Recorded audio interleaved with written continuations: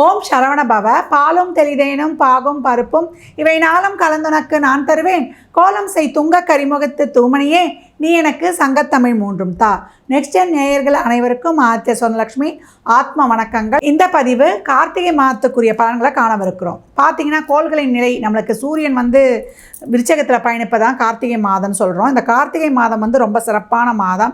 As யூஷுவலாக ஏற்கனவே நம்மளுக்கு சனி மீனத்தில் இருக்கார். குரு நம்மளுக்கு கடகத்துலேயும் மிதுனத்துக்கும் இந்த காலகட்டம் வக்ரமாகி பயிற்சி ஆகும். விருச்சகத்தில் தான் இப்போ கிரக கூட்டணியே காணப்படும். சூரியன் புதன் செவ்வாய் பிற்பகுதியில் சுக்கிரனும் அங்கே இணைந்து விடுவார். செவ்வாய் இந்த மாதம் 21ஆம் தேதி அவர் தனுசுக்கும் பயிற்சி ஆவார். சந்திரன் இந்த மாதம் ஆரம்பத்தில் கன்னியில் உதயமாகிறார்.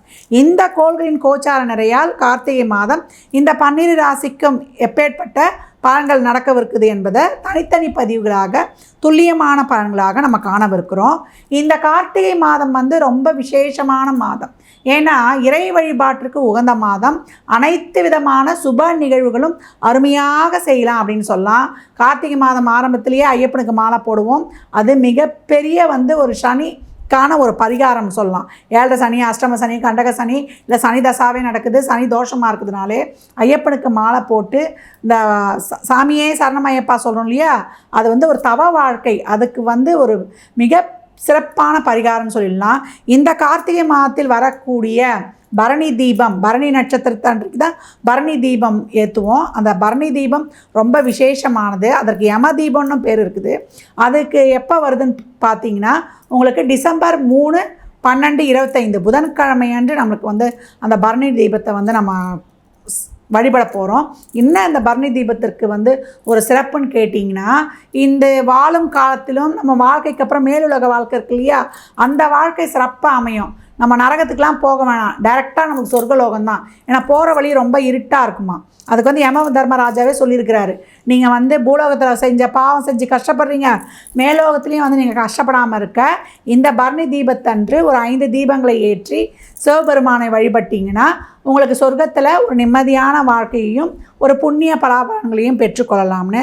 மறுநாள் கார்த்திகை தீபம் 4/5/2025 நம்மளுக்கு வியாழக்கிழமை அன்று வருது. அன்று சிவபெருமானை விரதம் இருந்து வழிபடும் பொழுது நம்மளுக்கு ஆணவம் என்ற சொல்லே இல்லாமல் அந்த அருவமும் உருவமும் இல்லா அண்ணாமலையான் நம்மளுக்கு அருமையான பலன்களை தந்துடுவார். ஏன்னா ஜோதி வடிவில் இருக்கிறார். அதனால் நம்ம கர்மா அனைத்தையும் போக்கி நம்மளை நல்வழிப்படுத்தக்கூடியவர் சொல்லலாம். அதற்கு அடுத்த நாள் வரக்கூடிய 5ஆம் தேதி பாஞ்சராத்திர தீபம் பேர். அது விஷ்ணுவை வழிபடுறது. அன்றைய தினம் நம்ம தீபமேற்றி வழிபடும் பொழுது பெருமாளுடைய முழு அனுகிரகத்தையும் நம்ம பெற்றுக்கொள்ளலாம். இந்த மாதம் வரக்கூடிய ஏகாதசி ரொம்ப விசேஷம். அன்றைய நாள் நம்ம பெருமாள் வழிபாடு வைத்து கொள்ளும் பொழுது 54 வகையான தோஷங்கள் போகுமா. அப்போ பார்த்துக்கோங்க, இந்த கார்த்திகை மாதம் முதல் நாள் நீங்கள் காவிரியில் நீராடினீங்கன்னா உங்களுக்கு சகல தோஷ நிவர்த்தி, எல்லா விதமான பாவங்களும் போயிடுன்றாங்க. எப்படி துலாம் மாதம் சொல்லக்கூடிய அந்த துலாஸ்தானத்துக்கு சிறப்போ, இந்த கார்த்திகை மாதம் முதல் நாளில் நீங்கள் வழிபடுறதும் அவ்வளவு சிறப்பு. இதற்கு பேரே முடவன் முழுக்குன்னு தான் பேர். இப்போ கார்த்திகை மாதம் ஆரம்பிச்சிருச்சு அப்படின்னாலே மாதம் முதல்லேருந்து அந்த மாதம் முழுவதுமே கார்த்திகை 1லேருந்து அந்த 30 வரைக்கும் வாசலில் 2 தீபங்கள் நிச்சயம் ஏற்றணும். ஏன்னா தீபங்கள் ஏற்றி வழிபடும்பொழுது அனைத்து விதமான தேவர்களையும் வழிபட்ட பலன் கிடைக்கும். கார்த்திகை நட்சத்திரம், திருக்கார்த்திகை நட்சத்திரம் அன்று சிவபெருமானை மட்டும் வழிபடுவதோடு மட்டுமல்லாமல் முருகப்பெருமானுக்கு ரொம்ப உகந்த நாள். அன்று ஷட்கோண தீபம் ஏற்றி வழிபடும் பொழுது அனைத்து விதமான தோஷங்களையும் போக்கி நம்மை வினைகளை தீர்த்து நம்மளுக்கு முழுமையான பலன்களையும் பாக்கியத்தையும் கொடுக்கக்கூடியவன் வள்ளல் முருகப்பெருமான். அதனால் வழிபாடை தவறாமல் செய்து யார் யாருக்கு என்னென்ன வழிபாட முடியுமோ அந்த வழிபாடுகளை செய்து உங்கள் வாழ்வை வளமாக்கி கொள்ளுங்கள். கும்பராசி கும்ப லக்னத்திற்கான பலன்களை காணவிருக்கிறோம். இந்த கார்த்திகை மாதம் அதிர்ஷ்டம் கும்பத்தின் பிடியில் அப்படின்னு சொல்லியாச்சு. கும்பராசிக்கு தான் இந்த பலன் சொல்கிறீங்களா அப்படின்னு எல்லோருக்கும் திருப்பி இன்னொரு தடவை பார்த்துக்கிறாங்க. நேமு இந்த டைட்டில்லாம் பார்க்குறீங்க, எனக்கு நல்லாவே தெரியுது. உண்மைதான், கும்பத்திற்கு குதூகலமான பலன்கள். நிறைய கஷ்டப்பட்டுடுச்சு கும்பம். இதில் இருக்கும் சதயத்துடைய சோகத்தையும் பெரிய ஒரு இதுவே எழுதலாம். அதை பட்ட மாதிரி அதுக்கு கண்கள் குளமாகி படாத பாடு. கும்பமே கஷ்டப்பட்டுச்சு. ஆனால் இதில் பட்ட சதயம், ஏன்னா எல்லாரையுமே நம்பி ஏமாந்துடும். ரெண்டாவது என்ன சொல்கிறது, ஒரு மாய வலைன்னு சொல்லுவோம் இல்லையா, ஒரு அன்புக்கிட்ட போனால் அப்படியே மாட்டிடுறது. எதனா ஒரு சூழல் போய் மாட்டிடுச்சுன்னா அதுக்கு பிடிச்ச ஒரு விஷயம் இல்லை ஒரு சூழல் இருந்துச்சுன்னா அதிலே போய் மாட்டிக்கிட்டு ஒரு புதைக்குழி மாதிரி அதுலேருந்து வெளில வராது. அவ்வளோ வந்து கஷ்டப்படுது. பெண்கள் கேட்கவே வேணாம். அவங்களுக்கு பிடிச்சிருச்சுன்னா அந்த இடத்துல போய் இருந்துட்டாங்கன்னா எதிராளி நீ வேண்டாம் போ அப்படின்னு நிராகரித்தால் கூட அந்த நிராகரிப்பை தள்ளிட்டு திருப்பி போவோம். ஐயோ நான் வந்து பிடிக்குமே அப்படின்னு சொல்கிற மாதிரி அங்கே போய் நிற்கும். எத்தனை தடவை வந்து தள்ளி விட்டாலும் சொல்லுவாங்க, எத்தனை முறை தள்ளி விட்டாலும் அவன் நம்மகிட்ட அதை வந்து இறைவன்கிட்ட தான் போனான், மனுஷால்கிட்ட போகக்கூடாது. இறைவன் வந்து பிடிக்கிறது தான் கஷ்டம். அவரை வந்து பிடிச்சிக்கிட்டோம், அவரை சரணாகதி ஆகிட்டோம் அப்படின்னா மனிதர்கள் வந்து இந்த காலகட்டம் நம்பனே கும்பம் என்ன நினச்சிக்கணும்னா மனிதர்களை தாண்டி இறைவன் தான் உங்களுடைய ஃபஸ்ட்டு ஃப்ரெண்டு பெஸ்ட்டு ஃப்ரெண்டுன்னு நினச்சிக்கணும்.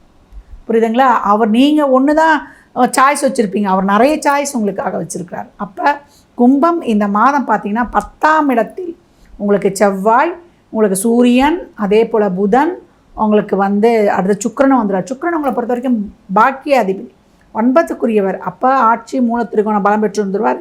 குருவம் வந்து உங்களுக்கு 6ல் உட்காந்துருக்கும். இந்த 10ல் இருக்கிற கிரகங்களை அவ்வளோ அருமையாக பார்க்கும். அப்போ 10 உங்களுக்குடைய ஒவ்வொரு செயல்களையும் முழுமைப்படுத்தி கொடுக்கக்கூடியது, நீங்கள் யாருன்னு வெளி உலகத்துக்கு காட்டக்கூடியது. நிறைய நாள் மனசுக்குள்ளே வச்சுருப்பீங்களே நான் யாருன்னு வெளில காட்டணும்னு, அதுக்காக எஃபர்ட் போட்டிருப்பீங்க. நிறைய கும்பத்துக்கு சொல்லியிருக்கோம், நல்லா பொறுமை நிதானம் இதெல்லாம் வந்து கடைபிடிங்க, உங்கள் வாழ்க்கையில் வந்து முன்னேற்றங்கள் இருக்கும்னு நிறைய வந்து செய்து ஒரு மனத்தொய்வு அடைந்தவர்களுக்கெல்லாம் இந்த மாதம் உங்களுக்கு எல்லாமே சக்ஸஸ். உங்களுடைய முயற்சிகள், உங்களுடைய முன்னேற்றங்கள், உங்களுடைய துவக்கங்கள் எல்லாம் என்னென்ன செயல் செய்கிறீங்களோ அதெல்லாம் உங்களுக்கு முழுமை பெற்று கொடுக்கும். நல்ல தொழில் மாற்றம், ஊர் மாற்றம், நல்ல மைக்ரேஷன், கணவர் ஒரு இடத்துல மனைவி ஒரு இடத்துல பிரிந்திருந்தவங்களுக்கெல்லாம் இந்த காலகட்டம் நல்ல மைக்ரேஷன், ஊதிய உயர்வு, உத்தியோக உயர்வு, தொழில் மாற்றம், இடமாற்றம் எல்லாமே உங்களுக்கு ரொம்ப சிறப்பாகவே அமைய போகுது அப்படின்னு வந்து சொல்லலாம். குடும்பத்தில் இருக்கக்கூடிய மாணவர்களுக்கு நல்ல கல்வி முன்னேற்றம்.